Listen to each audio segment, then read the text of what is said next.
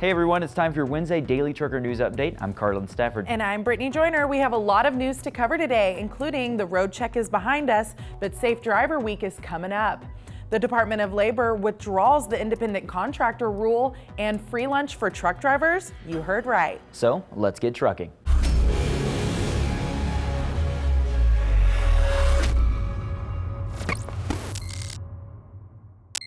Now that we have the Cvsa Roadcheck behind us, it's time to look ahead at the next Trucker Blitz because it's right around the corner.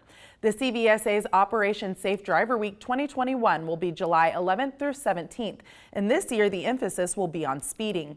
Officers will issue warnings or citations to violators or other dangerous driving behaviors, including reckless or aggravated driving, distracted driving, following too closely, improper lane change, failure to obey traffic control devices, failure to use a seatbelt, and evidence of drunk or drug driving.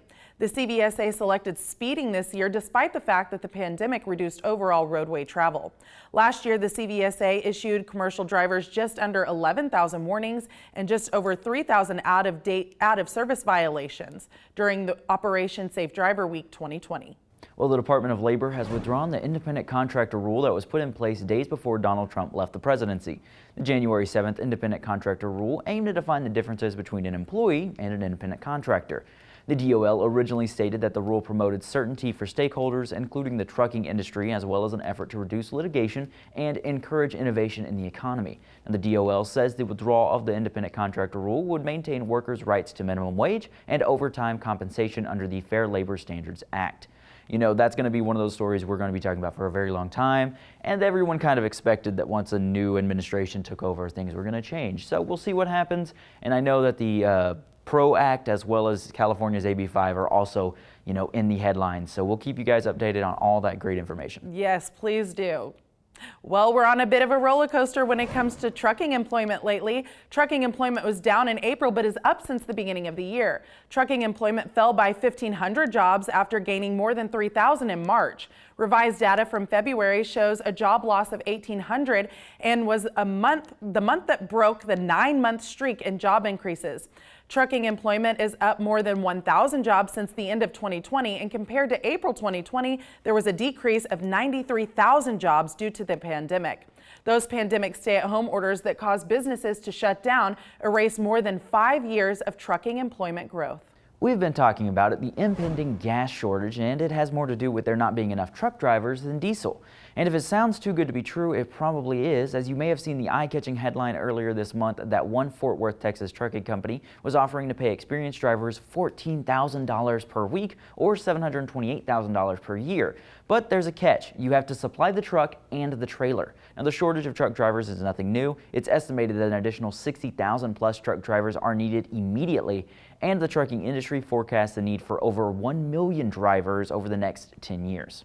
You know, that, again, is one of those stories we always talk about. It's just constant here in the industry, and I know that a lot of people like to debate, not enough drivers or not enough qualified drivers, but I have a feeling that with that last mile delivery, there are going to be a lot more drivers who opt to be able to go home every night than anything else. Right. So, and $14,000 a week. Woo! Yeah. You could pay off a truck pretty quickly with that, as well as a trailer. So at least look into it if you're looking for a new job. Right. I bet their phone is ringing off the hook. Probably. That's crazy. Well, a Georgia convenience store is offering free lunch to all truck drivers throughout 2021. On the first Friday of every month for the rest of the year, truckers can pick up a free box lunch between 11 a.m. and 2 p.m. from Inmart's The Eatery at their Pine Barren Road location. The Savannah-based trucking firm Veteran Carriers launched a program to provide free lunches to drivers as a way to show its appreciation for the trucking industry. The Feed a Trucker program is a partnership between Veterans Carriers and Inmart convenience stores and will be located on Pine Barren Road and Highway 80. This is a high-volume area of big rigs going in and out of the Georgia Port Authority.